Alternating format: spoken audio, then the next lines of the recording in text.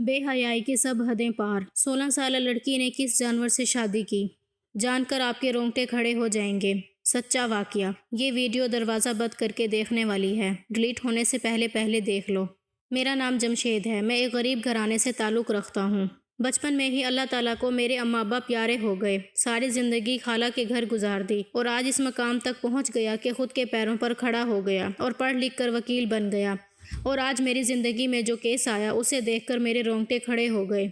میں کراچی سے پنڈی شہر گیا، میرے پاس وکالت کی ڈگری تھی، میں وکالت کر کے ہی اپنا روزگار بنانا چاہتا تھا، لیکن میرے پاس لائسنس نہیں تھا۔ کراچی میں میرے لیے لائسنس لینا مشکل تھا، اس لیے میں پنڈی چلا گیا۔ پنڈی میں پریکٹس کرتے ہوئے مجھے ابھی ایک ہی ہفتہ ہوا تھا کہ میرے ساتھ ایک عجیب و غریب واقعہ ہو گیا، جس نے نہ صرف مجھے حیران کر دیا بلکہ زندگی بھر کے لیے مجھے ایک اہم سبق بھی سکھا دیا۔ میں ایسا سوچ بھی نہیں سکتا تھا جو میں نے اپنی آنکھوں سے دیکھا۔ جب ایک دن ہمارے آفس میں ایک لڑکا لڑکی آئے، لڑکی نے اپنے اوپر سیاہ رنگ کا برقع ڈال رکھا تھا، جبکہ آدمی کی عمر کافی زیادہ تھی، لیکن ان سے کوئی بھی بات چیت نہیں کر رہا تھا۔ وہ مجھ سے کہنے لگے، وکیل صاحب ہماری شادی کروا دیں۔ میں نے کہا ٹھیک ہے، شادی تو میں کروا دوں گا، لیکن آپ مجھے اپنے بارے میں بتائیں، آپ لوگ کہاں سے آئے ہیں اور شادی کورٹ میں آ کر کیوں کرنی پڑ رہی ہے؟ لڑکا کہنے لگا کہ ہم یہ بات آپ کو نہیں بتا سکتے۔ ابھی وہ یہ بات کر ہی رہا تھا، وکیل وہاب میرے آفس میں داخل ہوا، کہنے لگا یہ لوگ تو آپ سب کے پاس سے ہو کر آئے ہیں، لیکن ان کی شادی کوئی بھی نہیں کروا رہا، کیونکہ ایسا کیس تو کوئی نہیں کرے گا جیسا یہ لوگ کہہ رہے ہیں۔ وہاب کی بات سن کر اس آدمی نے ٹیڑھی آنکھوں سے اسے دیکھا اور بولا، اگر تم میری شادی نہیں کروا سکتے تو کم از کم خاموش رہو، میں یہاں وکیل صاحب سے بات کرنے آیا ہوں۔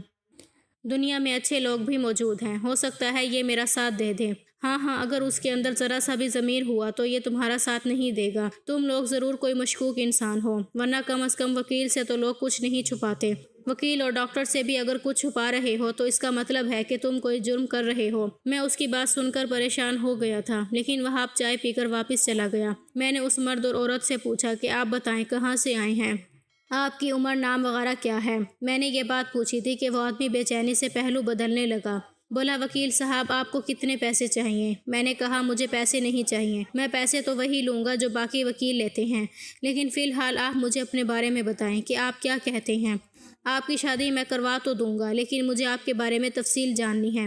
میری بات سن کر اس نے اپنی جیب میں ہاتھ ڈالا۔ میں یہ حرکت دیکھ کر حیران رہ گیا تھا۔ اس نے اپنی شلوار میں جیب بنا رکھی تھی، جیب سے نیلے سبز ہرے نوٹ نکال کر گننے لگا۔ جب رقم 50,000 تک ہو گئی تو کہنے لگا، یہ لیجئے، آپ 50,000 لیں اور بس ہمارا نام وغیرہ پوچھ کر ہمارا نکاح کروا دیں۔ آپ یہ مت پوچھیں کہ ہم کون ہیں، ایک دوسرے کے کیا لگتے ہیں۔ اگر آپ یہی کرتے رہے تو پھر تو میں آپ کے پاس بھی نہیں بیٹھوں گا۔ میں اس کی بات سن کر حیران ہو گیا تھا۔ 50,000 تو میں شروع میں کبھی بھی نہیں توقع کر سکتا تھا کہ مجھے ملیں گے۔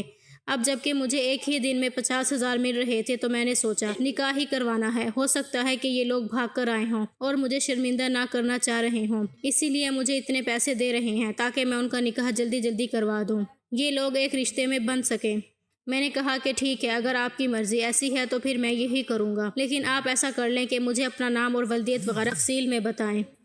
میں نے ان کے سارے فارم وغیرہ بھی بھر دیے تھے، نکاح فارم کا رجسٹر بھی میرے پاس ہوا کرتا تھا۔ میں نے مولوی صاحب کو کمیشن تو دے دیا، لیکن ان لوگوں نے مجھے 50,000 دیے تھے جو کہ میرے لیے کافی زیادہ تھے۔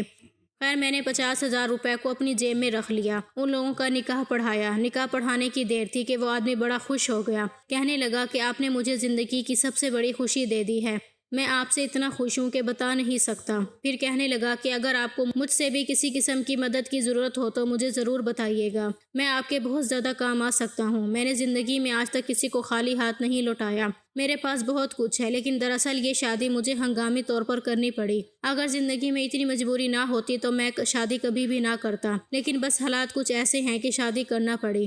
میں نے دیکھا اس کے ساتھ موجود عورت اس کا ہاتھ پکڑ رہی تھی، شاید اسے کہہ رہی تھی کہ میرے ساتھ گھر چلو، کافی دیر ہو گئی ہے۔ میں نے اسے اجازت دی، وہ وہاں سے چلا گیا۔ اس کے جاتے ہی وہاب صاحب دوبارہ میرے آفس میں آ گیا اور کہنے لگا، تم نے ان سے پوچھا نہیں کہ یہ لوگ اس طریقے سے شادی کرنے کیوں آئے تھے؟ کل کو تمہارے اوپر کوئی کیس بن گیا تو کیا کرو گے؟ میں اس کی بات پر ہنس پڑا۔ ارے میں نے ان کی شادی کروائی ہے اور میں وکیل ہوں، کوئی دائی نہیں ہوں کہ میرے اوپر کیس ہو جائے۔ میری بات سن کر وہ بھی کہا لگا کر ہنس پڑا۔ میں تو یہ بات بھول گیا تھا، لیکن کچھ دنوں کے بعد پھر ایک عجیب واقعہ ہوا جس نے مجھے دوبارہ اس جوڑے سے ملوا دیا۔ میں ان دنوں جوان تھا اور میری عادت تھی کہ میں اکثر قبرستان پر جا کر اپنے ابا اماں کو یاد کیا کرتا تھا۔ میرے ابا اماں حیات نہیں تھے، میں اپنی خالہ کے گھر پر رہ کر پلا بڑا تھا، اسی لیے مجھے ان کی بہت یاد آتی تھی اور اکثر میں یہی سوچتا کہ نہ جانے کب میں اس دنیا سے چلا جاؤں گا۔ بار بار اپنی موت کو یاد کر کے میں اکثر اللہ سے معافیا مانگا کرتا تھا۔ اس دن بھی قبرستان کے پاس سے گزرتے ہوئے میرا دل چاہا کہ میں قبرستان کے اندر چلا جاؤں، جا کر اماں سے ڈھیروں باتیں کروں اور قبروں کے حال احوال بھی دیکھ لوں۔ اکثر قبروں پر صفائی نہیں کی جاتی، میں پہلے بھی جس قبرستان میں جاتا تھا وہاں اکثر قبروں پر صفائی نہیں کی جاتی تو میں صاف صفائی کر دیتا تھا۔ آج ایسے ہی میں اس قبرستان کے اندر داخل ہوا، جیسے ہی میں قبرستان میں داخل ہوا میری نظر ایک قبر پر پڑی جو کہ وہاں تازہ بنائی گئی تھی۔ میں اس کی طرف چل پڑا۔ میں اکثر قبرستان کے پاس بیٹھتا تو خوشبو یا بدبو کو محسوس کرنے کی کوشش کرتا۔ ابھی میں اس قبر کے پاس بیٹھا ہی تھا کہ میرے کان میں سسکیوں کی آواز آنے لگی۔ میں چونک گیا۔ قبرستان میں تو عموماً میں نے ایسا پہلے ہوتے نہیں دیکھا تھا، لیکن پھر جب سسکیوں کی آواز بڑھنے لگی تو میں نے پیچھے مڑ کر دیکھا۔ یہ دیکھ کر میری جان نکل گئی کہ وہاں پر ایک کالا سا کپڑا تھا اور کچھ نہیں۔ مجھے لگا کہ شاید کچھ جن بھوت ہوگا، کیونکہ قبرستانوں میں ایسے واقعات تو معمول کی بات ہے۔ میں وہاں سے اٹھ کر جانے لگا کہ تبھی اس کالے کپڑے میں حرکت ہوئی۔ میں نے غور سے دیکھا تو اس کپڑے میں ایک جیتا جاگتا انسان تھا، یا پھر جرائم پیشہ انسان ہوگا جو کہ اس وقت یہاں بیٹھا ہے۔ وہ رو رہا ہے، لیکن پھر میں نے سوچا کیا پتہ کوئی عورت ہو۔ میں اس کے پاس گیا۔ اس کا وجود سسکیوں سے مسلسل کانپ رہا تھا، اتنا کانپ رہا تھا کہ مجھے وہ ہلتی ہوئی محسوس ہوئی۔ میں آرام سے وہاں کھڑا ہو گیا۔ پھر میرے ذہن میں پچھلے گزرے واقعات کسی فلم کی مانند چلنے لگے۔ یہ برقع، یہ حلیہ اور ہاتھ پاؤں بالکل اسی عورت جیسے تھے جو کچھ دن پہلے میرے دفتر میں اپنا نکاح پڑھوانے کے لیے آئی تھی۔ اس کی روتی ہوئی آواز سن کر میں بہت کچھ سمجھ چکا تھا کہ شاید جس سے اس کا نکاح ہوا ہے وہ مر گیا ہو اور شادی کے کچھ ہی دن بعد یہ عورت بیوہ ہو گئی ہے۔ میں نے دیکھا وہ مسلسل رو رہی تھی۔ پھر مجھے وہاں موجود پا کر وہ پیچھے مڑی اور مجھ پر نظر پڑتے ہی کہنے لگی، تم یہاں کیوں کھڑے ہو؟ مجھے برباد کر کے چین نہیں آیا تمہیں؟ میں نے حیرت سے اس کی طرف دیکھا۔ میں نے آپ کو کیسے برباد کر دیا؟ ارے تو نے میری شادی کروائی تو انہیں میری بربادی کی کہانی لکھی۔ یہ کہہ کر وہ دوبارہ رونے پیٹنے لگی اور اپنے ہاتھ قبر پر مارنے لگی۔ کیا ہوا؟ کیا آپ کا شوہر مر گیا؟ اللہ نہ کرے، وہ تو مرا نہیں، لیکن وہ یہ کہہ کر پھر رونے لگی۔ بے دھیانی میں اس کے چہرے کا نقاب ہٹا تو میں اسے دیکھتے ہی رہ گیا۔ وہ بے حد حسین عورت تھی۔ اس کی عمر شاید زیادہ ہو، لیکن چہرے پر اس قدر خوبصورتی تھی میں نے آج سے پہلے نہ دیکھی ہو۔ میں نے کہا، آپ کو اس وقت یہاں نہیں ہونا چاہیے۔ میں تو آفس کے بعد نکلا تھا، مغرب کا وقت ہو گیا ہے، یہاں پر اچھے لوگ نہیں آتے اور کہیں دوسری جگہ پر بیٹھیں، یہاں بیٹھنا مناسب نہیں۔ میری بات سن کر وہ بولی، آپ مجھے اپنے گھر لے چلیں، میں آپ کی خدمت کروں گی، آپ کے گھر کے کام کروں گی، لیکن میں دوبارہ اس گھر میں نہیں جانا چاہتی۔ خدا کے لیے مجھے غلط مت سمجھیے گا، میں صرف اور صرف آپ کی خدمت کروں گی۔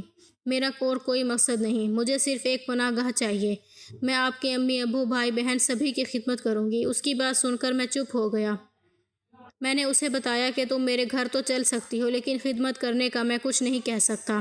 مجھے صرف ایک رات کی پناہ چاہیے۔ میں صبح اپنے گھر چلی جاؤں گی، کہیں دوسری جگہ چلی جاؤں گی، لیکن آپ مجھے اپنے گھر میں جگہ دے دیجیے۔ میں آپ کی احسان مند رہوں گی۔ مجھے ڈر بھی لگ رہا تھا، ایک اکیلی عورت کو میں اپنے گھر میں کیسے پناہ دے سکتا ہوں، لیکن اب ظاہر ہے اس نے بات ہی ایسی کی تھی اور میں نے اسے خود اپنے ساتھ اپنے گھر چلنے کا کہا تھا، تو اب میں اسے منع بھی نہیں کر سکتا تھا۔ میں نے کہا کہ آپ میرے ساتھ آئیں، میں آپ کی ہر طرح کی مدد کروں گا۔ کہنے لگی کہ بس یہ بات کسی کو پتہ نہیں چلنی چاہیے۔ اس نے خود کو دوبارہ برقعے میں ڈھانپ لیا۔ میں نے قریب ہی چلتی ایک ٹیکسی کو روکا اور ہم دونوں اس میں بیٹھ گئے۔ تھوڑی ہی دیر کے بعد میرا گھر آ گیا۔ میرے دل میں ہزاروں سوالات تھے کہ میں نے آخر اس عورت کی بربادی کیسے کی۔ اس نے تو خود شادی کرنے کو کہا تھا، اب یہ رو رہی ہے، قبر پر بیٹھی ماتم کر رہی ہے۔ اس میں میرا کیا قصور؟ اگر اس کا شوہر مر گیا تو میں نے تو نہیں مارا، اس میں میرا کوئی قصور تو نہیں ہے۔ میں یہ باتیں سوچ ہی رہا تھا کہ اس عورت نے مجھے حیران کر دیا۔ کہنے لگی کہ میرا شوہر شاید مجھے ڈھونڈتا ہوا آپ کے پاس آئے، لیکن خدا کا واسطہ ہے آپ اسے میرے بارے میں کچھ مت بتائیے گا۔ اگر آپ مجھے اپنے گھر میں نہیں رکھنا چاہتے ہو تو میں کہیں اور چلی جاؤں گی، پر میں دوبارہ اس گھر میں نہیں جاؤں گی۔ اللہ کا عذاب نازل ہوا ہے مجھ پر اور میرے شوہر پر۔ آپ نے ایسا کیا کیا کہ اللہ کا عذاب نازل ہو گیا؟ کیا آپ کی اس شادی سے کوئی بھی خوش نہیں تھا؟ میری بات سن کر وہ آنسو پونچھنے لگی، پھر ٹیکسی والے کی طرف اشارہ کر کے بولی، نہیں، میں آپ کو ابھی نہیں بتا سکتی۔ واقعی گاڑی والے کے سامنے اتنی باتیں کرنا مناسب نہیں تھا۔ تھوڑی دیر کے بعد ہم لوگ اپنے گھر پہنچ گئے۔ میں نے اسے اپنے کمرے میں بیٹھنے کا کہا۔ میرے پاس ایک ہی کمرہ تھا، خود میں باہر چارپائی لے کر آ گیا۔ اندر ایک بیڈ تھا، باہر چارپائی رکھی تھی جس پر میں کبھی کبھی بیٹھ کر باہر سستایا کرتا تھا۔ وہ یہ دیکھ کر ڈر گئی، کہنے لگی، کیا آپ کے پاس دوسرا کمرہ نہیں ہے؟ میں نے کہا نہیں۔ یہ ایک ہی کمرہ ہے کیونکہ میرے ماں باپ نہیں ہیں، میں اس گھر میں اکیلا رہتا ہوں، بیوی بھی نہیں ہے، بہن بھائی بھی نہیں ہیں، اس دنیا میں میرا کوئی بھی نہیں ہے، بس ایک میں ہی ہوں۔ اپنے رشتہ داروں کے ساتھ رہتا تھا، پھر یہاں آ گیا۔ میری بات سن کر وہ تھوڑی پریشان ہو گئی۔ میں پہلے ہی گناہ گار عورت ہوں، آپ کا گھر بھی میری وجہ سے تباہ نہ ہو جائے، اس لیے میں صبح واپس چلی جاؤں گی، بس آج رات کو مجھے آپ یہاں رہنے دیں۔ پھر مجھ سے کہنے لگی کہ میں آپ کو کھانا پکا کر دوں گی۔ میں نے کہا اگر آپ یہ سب کچھ کر سکتی ہیں تو میں آپ کو کسی گھر میں کام پر لگوا دوں گا، آپ کو اچھی نوکری مل جائے گی، آپ اچھا پیسہ بھی کما لیں گی اور خود اس طرح اپنا پیٹ پالنے کے قابل ہو جائیں گی۔ جی بالکل ایسا ہی ہے، آپ مجھے کہیں مسجد میں لگوا دیں، میں کسی مسجد کی صفائی کروں گی تاکہ میرے گناہ معاف ہو جائیں۔ وہ بار بار یہی باتیں کر رہی تھی۔ مجھے اس کی کہانی میں بہت زیادہ دلچسپی معلوم ہو رہی تھی۔ اس سے پہلے کہ میں اس سے مزید بات کرتا، میرے گھر کے دروازے پر دستک ہونے لگی۔ میں چونک گیا۔ میں نے دروازہ کھولا تو سامنے محلے کے 3-4 بزرگ کھڑے ہوئے تھے۔ میں انہیں دیکھ کر سمجھ گیا کہ یہ کیوں آئے ہیں۔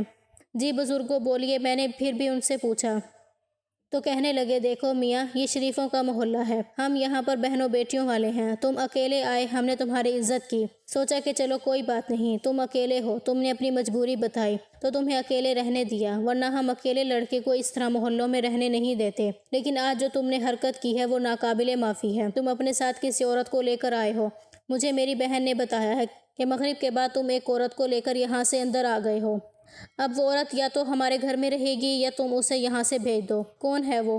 ایسی باتوں کا ہمارے محلے میں رواج نہیں ہے، میں امید کرتا ہوں کہ تم شرافت کا بھرپور ساتھ دو گے اور اس عورت کو ہمارے حوالے کرو گے۔ میں نے ان کی بات سن کر ذرا بھی برا نہیں منایا۔ میں نے کہا آپ نے تو میری مشکل حل کر دی، دراصل یہ ایک مجبور غریب لاچار عورت ہے جسے میں بڑی مشکل سے اور بڑی مجبوری میں اپنے گھر لے کر آیا تھا، اگر آپ انہیں اپنے گھر میں رکھ سکتے ہیں تو اسے رکھ لیجئے، مجھے ان سے کوئی غرض نہیں ہے، یہ عمر میں بھی مجھ سے بڑی ہیں اور میری کلائنٹ رہ چکی ہیں، یہ میرے پاس آئی تھی، میں بہت شکر گزار ہوں آپ کا کہ آپ نے میری اس مجبوری کو سمجھا۔ میری بات سن کر وہ بزرگ لوگ خوش ہو گئے، کہنے لگے کہ ٹھیک ہے، تم اس خاتون کو ہمارے گھر لے کر آؤ، یہ میری بڑی بہن کے گھر رہ لے گی، تم اکیلے ہو، تمہارے ایمان کے لیے یہ ایک آزمائش ہوگی، سو تمہاری شرافت ہے، تم ہمیں اچھے لگے ہو، کل کو اگر تمہاری کہیں ضرورت پڑے تمہاری کردار کی گواہی میں خود دوں گا، میں تمہاری اس شرافت کا قائل ہو گیا ہوں۔ یہ بات سن کر مجھے تو کوئی مسئلہ نہیں تھا، لیکن اس بزرگ نے یہ ساری باتیں بول کر اس عورت کو پریشان کر دیا تھا۔ میں نے جا کر اس سے معذرت کی اور کہا کہ محلے والوں کی نظر میں یہ سب ٹھیک نہیں ہے، آپ کو ان لوگوں کے ساتھ جانا ہوگا۔ وہ اٹھی اور ان کے ساتھ چلی گئی۔ اس نے مجھ سے کوئی گلہ شکوہ نہیں کیا، لیکن مجھے اس کا احساس تھا۔ اگلی صبح میں ان لوگوں کے پاس گیا، کہا کہ آپ اس عورت کو میرے حوالے کریں، میں انہیں دارالامان پہنچا کر آؤں، وہاں قانونی معاملات ہوتے ہیں، میں خود دیکھ لوں گا۔ میری بات سن کر اس بوڑھے نے کوئی اعتراض نہیں کیا، میں نے جو کہا ہے وہ سچ ہی کہا ہے، سو میں نے اسے گاڑی میں بٹھایا اور ہم لوگ دارالامان کی طرف چل پڑے۔ میں نے کہا ہمارے پاس زیادہ وقت نہیں ہے، آپ کو مجھے اپنی ساری کہانی اب یہیں سنانی ہوگی، کیونکہ آپ اچھی طرح جانتی ہیں کہ کل کیا ہوا ہے۔ میری بات سن کر وہ مجھ سے معذرت کرنے لگی، بولی کہ میری وجہ سے آپ کی شرافت اور نیک نامی پر بھی نام آیا ہوگا، اس لیے آپ بے شک مجھے اپنے ساتھ مت رکھیں، لیکن دارالامان میں اپنی ذمہ داری میں مجھے وہاں پر رکھ آئیں اور انہیں یہ بھی کہہ دیں کہ کوئی اور مجھے لینے آئے تو آپ مجھے اس کے حوالے نہ کریں۔ میں نے کہا آپ بالکل اس بات کی فکر نہ کریں، میں ان سے خود بات کروں گا اور وہ ایک وکیل کو کبھی بھی انکار نہیں کر سکیں گے۔ میری بات سے وہ مطمئن ہوئی، پھر اپنی کہانی سنانے لگی۔ وکیل صاحب میں آپ کو کیا بتاؤں، میں تو دکھوں کی ماری بد نصیب اور بے حیا عورت ہوں۔ اب میں نے یہ برقع اڑا ہے، میں اپنی بے حیائی کے لیے اللہ سے معافی مانگتی ہوں، جو بھی میں نے کیا میرا اللہ اس کے لیے معاف کر دے۔ یہ بات زیادہ پرانی نہیں ہے، تقریباً 3 سال پہلے ہی یہ قصہ شروع ہوا تھا، جب میرا شوہر جو مجھے شادی کر کے گھر لایا تھا اور میں ایک بچے کی ماں بھی تھی، مجھے نظر انداز کرنے لگا، بات بات پر مجھے طعنے دینے لگا کہ تم پہلے کی طرح خوبصورت نہیں رہی، شادی کے بعد تمہارا روپ اور تھا، اب تم بدل گئی ہو، تم اپنا خیال نہیں رکھتی، نہاتی بھی نہیں، تم اپنی صفائی کا خیال نہیں کرتی۔ ان کی باتیں سن کر بجائے اپنی اصلاح کرنے کی میں پریشان رہنے لگی۔ ایک دن میں چھت پر جا کر اپنی سہیلی سے بات کر رہی تھی، میں نے اس کو یہ ساری باتیں بتائیں۔ میں نے کہا کہ میرا شوہر مجھ سے بہت زیادہ گلے شکوے کر رہا ہے۔ کہنے لگی کہ تم اسے خود سے تھوڑا دور کرو، مرد کو جب تک اپنی بیوی کا احساس نہ ہو تب تک وہ اس کی قدر نہیں کرتا، تم اسے دور رکھو گی تو وہ تمہارے لیے ترسے گا۔ میں بھی بیوقوف تھی، میں نے اپنے شوہر سے دور رہنا شروع کر دیا، وہ میرے پاس آتا تو میں کوئی نہ کوئی بہانہ کر دیتی، کبھی کہتی کہ میری طبیعت خراب ہے تو کبھی میں اس سے لڑنا شروع کر دیتی۔ نتیجہ یہ ہوا کہ بجائے مجھے منانے کے میرا شوہر رات کو دیر سے گھر آنے لگا۔ بجائے پریشان ہونے کے میں اس کی ان باتوں پر غصہ کرتی اور جب بھی وہ آتا لڑنا جھگڑنا شروع کر دیتا۔ میں اسے کہتی کہ تم میرے ساتھ بات نہیں کرتے، میرا خیال نہیں رکھتے۔ وہ اب مجھ سے بحث بھی نہیں کرتا تھا۔ پہلے تو پھر میرے گلے شکووں کا جواب دے دیتا تھا، لیکن اب وہ مجھ سے دور دور رہنے لگا۔ اس نے بھی مجھ سے بحث کرنا، میرے ساتھ دماغ کھپانا چھوڑ دیا تھا۔ میں اب پریشان ہونے لگی، لیکن اس پریشانی کا فائدہ کسی اور نے اٹھایا۔ ایک دن میں اسی طرح رو رہی تھی کہ میرا دیور میرے پاس آیا اور کہنے لگا، بھابی بھائی تو آپ کو بہت زیادہ نظر انداز کرتے ہیں، یقین جانے وہ باہر کسی عورت کے چکر میں پڑے ہوئے ہیں۔ میں نے کسی عورت کو بائک پر بٹھاتے دیکھا تھا۔ اب میں یہ نہیں جانتا کہ وہ اسے بٹھا کر کہاں لے کر گئے ہیں۔ دیور کی یہ بات سن کر میرے تو تن بدن میں آگ لگ گئی۔ بجائے مجھے منانے اور مجھ سے صلح کرنے کے وہ دوسری عورتوں کے چکر میں پڑ گئے تھے۔ کتنی بری بات ہے۔ میں نے دل میں سوچا، بیٹے کا خیال کیے بغیر میں اپنے مائکے چلی گئی۔ وہاں جا کر میں نے کسی کو کچھ نہیں بتایا، لیکن میں نے انہیں صاف کہہ دیا کہ اب میں گھر نہیں آؤں گی جب تک آپ مجھ سے معافی تلافی کا معاملہ نہیں کر لیتے۔ وہ بھی مرد تھا، انہوں نے تو مجھے منانا دور کی بات کرنا بھی مناسب نہیں سمجھا۔ وہ مجھے کیا مناتا، اس نے تو مجھے فون کرنا بھی چھوڑ دیا۔ تبھی ایک دن میرا دیور مجھے لینے کے لیے مائکے آیا اور کہنے لگا، بھابی آپ کو میں ایک ایسا زبردست طریقہ بتاؤں گا کہ آپ بھی جھوم اٹھیں گی۔ میں اپنے دیور کی بات سن کر خوش ہو گئی۔ مجھے لگا وہ میرے شوہر سے میری صلح کروائے گا۔ کہنے لگا کہ آپ ان میں جیلس پیدا کریں، ایسا ہوگا تو وہ آپ کی قدر کریں گے جیسے آپ مجھ میں دلچسپی لے رہی ہیں۔ ہم دونوں ایک دوسرے سے بات کر کے خوش ہوتے ہیں اور ان کی غیر موجودگی میں بہت اچھا وقت گزارتے ہیں۔ دیور کی بات سن کر پہلے تو مجھے برا لگا، پھر اس نے مجھے بتایا کہ یہ سب صحیح ہوگا، ہمارے رشتے کو بہتر کرے گا۔ سو میں نے اپنے دیور کے کہنے پر جو اس نے کہا میں کرتی گئی۔ ایک دن میرے شوہر کے گھر آنے کا وقت تھا۔ میں تیار ہو کر اپنے دیور کے ساتھ بیٹھ کر چائے پینے لگی۔ میرا شوہر گھر آیا تو میں نے دروازے کو خود ہی کھلا چھوڑ دیا تاکہ وہ اندر آ کر دیکھے کہ ہم دونوں آپس میں بیٹھے باتیں کر رہے تھے۔ بس پھر کیا تھا، میرے شوہر نے جب یہ منظر دیکھا تو آگ بگولا ہو گیا۔ اس نے آ کر اپنے چھوٹے بھائی کو مارنے کی کوشش کی۔ دونوں بھائیوں میں اسی وقت لڑائی شروع ہو گئی۔ چھوٹے بھائی نے بڑے بھائی کو اتنی زور سے مارا کہ وہ موقع پر دم توڑ گیا۔ میں یہ سارا منظر دیکھ کر تڑپتی رہ گئی۔ سوچا نہیں تھا کہ یہ ہو سکتا ہے۔ میرے ذہن میں کچھ نہیں آ رہا تھا، میرا ذہن کام کرنا چھوڑ گیا تھا۔ پھر پتہ نہیں کیسے 4 مہینے گزرے۔ میری عدت کا وہ لمحہ بھی گزر گیا جو کہ بہت تکلیف دہ تھا۔ میں نے اپنے شوہر کو کھو دیا۔ میں گناہ گار عورت بن گئی جس نے اپنی بیوقوفی سے، اپنی بدتمیزی سے اپنے گھر کو اجاڑا۔ اس کے بعد میرے دیور نے مجھ سے کہا کہ بھابی اب آپ کو مجھ سے نکاح کر لینا چاہیے، ورنہ اس گھر میں رہنے کا تو کوئی جواز نہیں بنتا۔ میں بھی اپنے مائکے واپس نہیں جانا چاہتی تھی۔ میں نے اپنے دیور سے نکاح کرنے کا فیصلہ کر لیا۔ میرے دیور نے کہا کہ ہم یہ نکاح خفیہ رکھیں گے۔ اگر کسی نے ہمارے یہاں رہنے پر اعتراض کیا تو اسے دکھا دیں گے کہ ہم نے نکاح کر لیا۔ میں اس کی بات سن کر حیران ہو گئی تھی۔ وہ اپنے نکاح کو کبھی بھی لوگوں کے سامنے لانا نہیں چاہتا تھا، لیکن اس سے پہلے کہ میں اس کے ساتھ شادی کر کے خوش رہتی، جس دن میں نے اس کے ساتھ نکاح کیا مجھے اس کی شکل میں ایک عجیب سی مخلوق نظر آنے لگی۔ میں ڈر کے مارے اس کمرے سے باہر بھاگی، وہ بھی میرے پیچھے بھاگا، لیکن میں سمجھ گئی تھی کہ میرے رب کا عذاب ہے مجھ پر، جس نے میرا سب کچھ چھین لیا ہے۔ بس اسی بات سے دل برداشتہ ہو کر میں گھر سے باہر نکلی اور پتہ نہیں کیسے مجھے آپ مل گئے۔ اب میں کسی صورت بھی دوبارہ اس کے پاس جانا نہیں چاہتی۔ میں اپنے شوہر کے قاتل کے ساتھ کب تک رہ سکتی ہوں؟ میں خود کو بہت گناہ گار سمجھتی ہوں۔ اس عورت کی بات سن کر میں خاموش ہو گیا۔ مجھے وہ آیت یاد آنے لگی جس کا مفہوم ہے کہ انسان خسارے میں بے وقوف اور نادان ہے، وہ شیطان کی چالوں میں بڑی آسانی سے آ جاتا ہے۔ خدا ہم سب کو سیدھے راستے پر چلنے کی توفیق عطا فرمائے، آمین۔